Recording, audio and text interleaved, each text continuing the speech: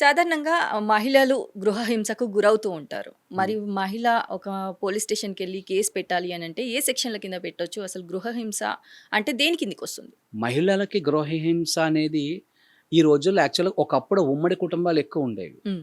So, ఆ గృహహింసలనేవి ఎక్కువ జరిగేవి. హ్మ్. ఇప్పుడు అన్నీ చిన్న కుటుంబాలు. Wife, husband. హ్మ్. అయితే ఒకళ్ళు లేదా ఇద్దరు పిల్లలు. అవును. అందులో గృహహింసకి చాలా తక్కువ ఛాన్సెస్ ఉన్నాయి అని ఈ మధ్య కాలంలో ఉన్నటువంటి జ్యూరిస్టులు చెప్తున్నారు. హ్మ్. న్యాయ శాస్త్రజ్ఞులు వాళ్ళు అదే చెప్తున్నారు. గృహహింస అని చెప్పి ఇంకా అవే కేసులు ఎందుకన్ని ఎక్కువొస్తున్నాయి? హ్మ్. హస్బెండ్ ఒక్కడే. వైఫ్‌ని డైరెక్ట్‌గా తిడుతున్నాడు.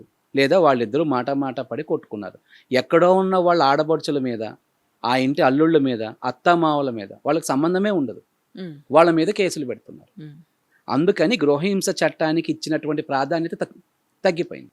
ఓకే. ఆ తప్పు ఎక్కడుంది?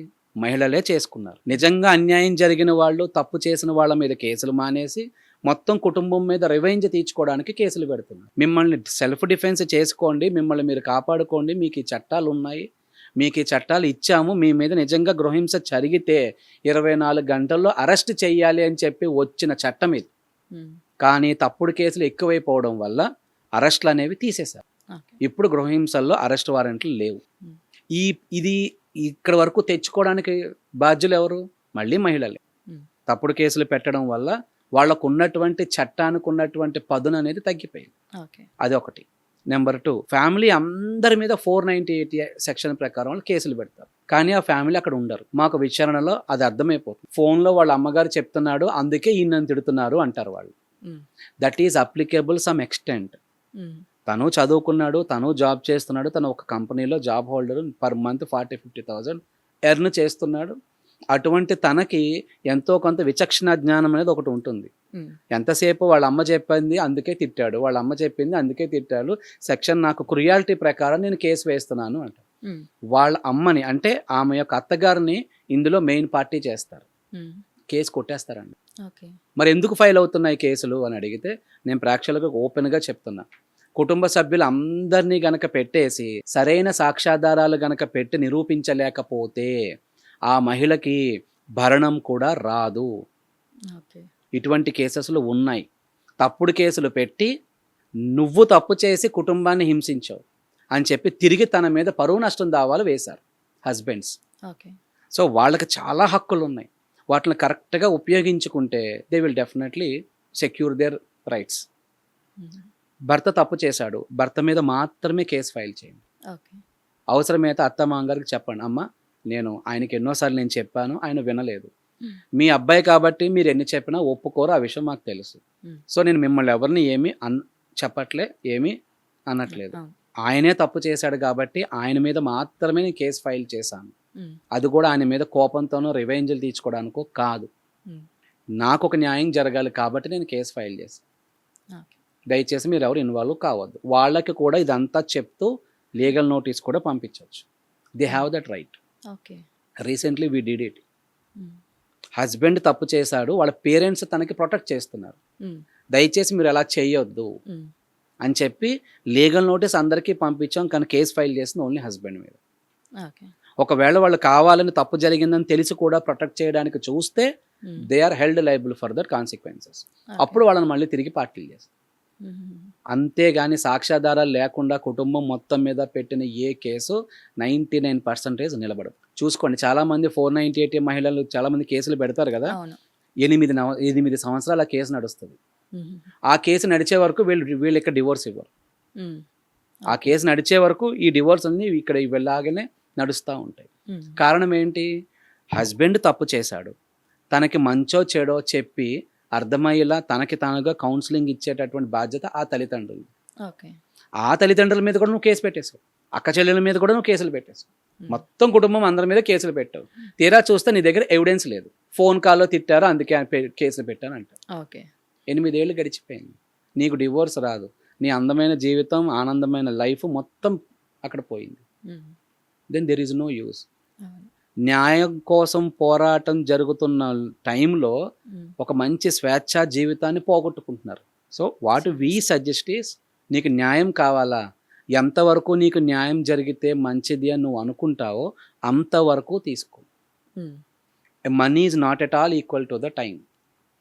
నువ్వు ఎప్పుడైతే సమయాన్ని వృధా అయిపోతుందో నీకు 10 ఏళ్ల తర్వాత 10 లక్షలు నీకు భరణ వచ్చినా ఏం చేసుకుంటావు, అవును. రైట్? ఈ లోపలనూ ఒక బీఎడ్ అనో లేదంటే ఏదైనా గవర్నమెంట్ ఎగ్జామ్కి నువ్వు ప్రిపేర్ అయిపో. ఉమ్, నీ భర్త తప్పు చేశాడు, నీకు తనకి సెట్ కాదు, డివోర్స్ కేసు వేసేసావు. Um, then why are you waiting for?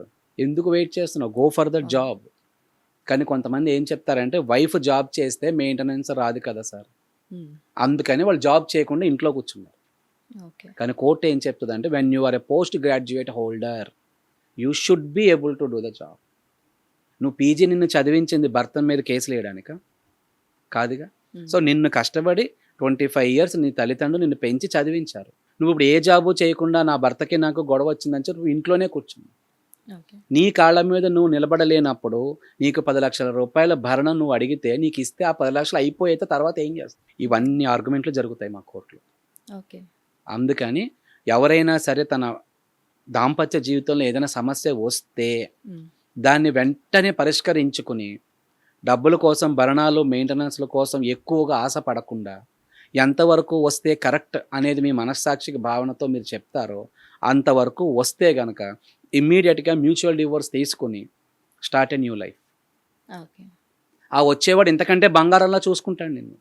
ఉమ్, 100% వచ్చాడు ఎందుకంటే బంగారంలో చూసుకుంటాడు. ఆ కాన్ఫిడెంట్తో నువ్వు చేసుకో. లేదా కేసు వేసేయి, కోర్టులో కేసులు నడుస్తూ ఉంటాయి, మీ అందరికీ తెలుసు. 5 ఏళ్ళు పడుతుంది, 10 ఏళ్ళు పడుతుంది అని మీరే చెప్తారు. Um, don't wait for anyone, go for next job. Okay. Job చేస్తే భరణం రాదు అనుకోవడం అపోహ మీకు వస్తుంది. ఉమ్, నీ హస్బెండ్కి 1 lakh శాలరీ ఉంది, తనకి 15 years ఎక్స్పీరియన్స్. ఉమ్, మ్యారేజ్ అయిన తర్వాత 5 yearsకి మీరు కేసులు వేసిన తర్వాత మీరు జాబ్కి వెళ్తున్నారు, మీ salary only 20,000. Um, then you can ask, okay. నా శాలరీ 20,000 కానీ నాకు సరిపోవడం లేదు, కారణం నాకు ఈ డిపెండెన్సీస్ ఉన్నాయి, ఉమ్, నాకు ఈ ప్రియారిటీస్ ఉన్నాయి, ఓకే. నా డబ్బులు నేను కష్టపడి సంపాదించుకుంటున్నాను కాబట్టి నాకు భరణం ఇవ్వను అంటే దట్ ఈజ్ రాంగ్. ఉమ్, అలా అని చెప్పి స్త్రీకి భరణం ఇస్తున్నాము దానికి కారణం ఏంటంటే to start a new life. భర్త నుంచి సపరేట్గా వచ్చేసారు కాబట్టి వీళ్ళందరూ వాళ్ళకు ఒక సపోర్ట్ ఉండాలి కాబట్టి తన దగ్గర నుంచి ఒక మెయింటెనెన్స్ అనేది కోర్టు ఇస్తోంది. ఎందుకు? నీ కాళ్ళ మీద నువ్వు నిలబడేంత వరకు. అందుకే మెయింటెనెన్స్ కేసెస్లో ఆ అమ్మాయికి కనుక వేరే ఆయనతో పెళ్ళి అయితే మెయింటెనెన్స్ అనేది ఇవ్వాల్సిన అవసరం లేదు. ఇన్ కేస్ పిల్లలు ఉంటే సార్ వాళ్ళకి పిల్లలు ఉంటే షీ కెన్ డిమాండ్, Hmm. నా పిల్లల చదువులు, నా పిల్లల ఆరోగ్యం, నా పిల్లల భవిష్యత్తు, నా పిల్లలకు కావాల్సిన ఆస్తులు, everything she can get it. Okay. అవసరమైతే వాళ్ళ తాత ఆస్తిలోంచి కూడా వారసత్వపు వాటాను అడగచ్చు. ఉమ్, కానీ నేను మాత్రం చెప్పేది ఒకటే, మీ కాళ్ళ మీద మీరు నిలబడి ఫైట్ చేయాలి. ఉమ్, కానీ తల్లిదండ్రుల మీద ఆధారపడి నేను నిస్సహాయరాలని, నన్ను నా హస్బెండ్ వదిలేశాడు మీరు వదిలేస్తారా అని చెప్పి పేరెంట్స్ ఆస్తిలో కూడా ఇప్పుడు వాళ్ళు వాటాలు అడుగుతున్నారు. ఉమ్, అవును. పెళ్లి చేసి 10-15 లక్షలు నీకు గిఫ్ట్ డీడ్గా ఇచ్చి నిన్ను అత్తవారింటికి పంపించాం. అక్కడ మంచో చెడో ఏదో జరిగింది, నువ్వు కోర్టులో కేసులు వేసావు, అక్కడ దాకా నేను సపోర్ట్ చేశా, మళ్ళీ మిగిలిన ఆస్తిలో నువ్వు వాటా ఇమ్మని అడుగుతున్నావు. మరి నీ అన్నతమ్ముల పరిస్థితి ఏంటి? నీకు ఇవ్వాల్సింది పెళ్లి రూపంలో నీ గిఫ్ట్గా నీకు ఇచ్చేసానుగా. ఈ కేసులు కూడా పడుతున్నాయి. ఓకే. సో సమాజం ఎటు పోతుంది? నేను అందుకే అడుగుతున్నా. తప్పు మనం చేసి కోర్టులో లేట్ అవుతుంది న్యాయం కోసం అంటాం. ఉమ్, అంటే ఇంకొంతమంది అంటారు, సరే నేను ఏ తప్పు చేయలేదు, నేను మంచే, కానీ నా భర్తే తప్పుడు మనిషి అంటాడు. తప్పుడు మనిషి నుంచి వీలైనంత త్వరగా నువ్వు దూరంగా రాకపోవడం కూడా తప్పే. Okay. Please correct me if I'm wrong. ఒక వ్యక్తి తప్పు అని తెలిసినప్పుడు కేసులు వేసి సంవత్సరాలు అతనిని ఎలాగోలాగా, అతను ఒక్కడైనా మన ప్రపంచం రివెంజ్ తీర్చుకోవడానికి. ఉమ్, నువ్వు నిజంగా ఒక మంచి జాబ్ చేస్తే నువ్వు లైఫ్లో గెలవడానికి నీకు ఎన్నో అవకాశాలు ఉన్నాయి, వాటి కోసం పోరాడు. అవును. ఎప్పుడో 10 ఏళ్ల తర్వాత వచ్చే ఆ జడ్జిమెంటు, అప్పుడు వచ్చే నీకు ఈ భరణం, నీకు ఏ పార్టీ? ఈ లోపల నువ్వు బాగా చదువుకుంటే నువ్వే ఒక మంచి జాబ్ సంపాదిస్తావు. We have a lot of opportunity, అవును. Lot of an number of opportunity, especially for ఉమెన్కి. అవును సార్. నాకు తెలిసినంత వరకు మెన్ కంటే ఉమెన్కే ఎక్కువ ఆపర్చునిటీస్ ఉన్నాయి. Seriously. వాళ్ళకి ట్రై చేస్తే ఖచ్చితంగా జాబ్ వస్తుంది, ట్రై చేస్తే. అంతేగాని వాళ్ళని అడిగి వీళ్ళని అడిగి కాదు. You have to go there. ఒక కంపెనీలో జాబ్ ఉందా లేదా వాళ్ళని వీళ్ళని అడక్కు, డైరెక్ట్గా నువ్వు కంపెనీకి వెళ్ళు. ఉమ్, లేదంటే ఆ కంపెనీ వెబ్సైట్లో నువ్వు ఈమెయిల్ పెట్టు, కెరియర్ ఆప్షన్లో నీ రెజ్యూమ్ని అప్లోడ్ చేయి. డే బై డే ఎవ్రీ 48 అవర్స్కి ఒకసారి నీ రెజ్యూమ్ అప్డేట్ చేస్తూ ఉండు. You will get n number of calls. 2500 rupees కడితే నౌకరీ నుంచి కూడా నీకు చాలా కాల్స్ వస్తాయి. అవును. లేదు లింక్డ్ఇన్లో కరెక్ట్గా నీ ప్రొఫైల్ ఎప్పటికప్పుడు నువ్వు అప్డేట్ చేస్తూ ఉంటే so many HR organisation they use to call you. ఇవి వాళ్ళందరూ ప్రయత్నించడం మానేసి నా భర్తకే నాకు గొడవ వచ్చింది, నాకు పంచాయతీలు చేయండి. ఎన్ని చేసినా నీకు వచ్చేది నీ కెరీర్ అయితే కాదు. నువ్వు నష్టపోయింది నీకు తిరిగి రాదు, ఇప్పుడు నువ్వు పోగొట్టుకుంటుంది తిరిగి రాదు, ఫ్యూచర్లో నువ్వు సంపాదించాల్సిందే నీకు తిరిగి రాదు. నీకంటూ ఫైనల్గా వచ్చేది డివోర్స్, నీ భర్త సంపాదనలో 10%.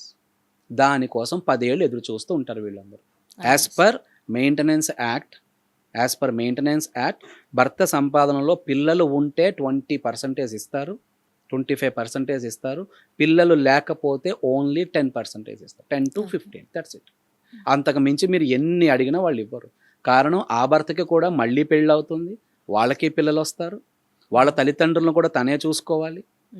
ఇంకా ఈ మహిళకి తల్లిదండ్రులు చూసుకునే బాధ్యత పూర్తిగా ఉండదు. తను వేరే వాళ్ళని మ్యారేజ్ చేసుకుని వెళ్ళిపోవచ్చు. ఇప్పుడు భర్త సంపాదనలో ఆస్తిలో 50% నీకు ఇచ్చేస్తే తన పరిస్థితి ఏంటి? So law is equal to everyone.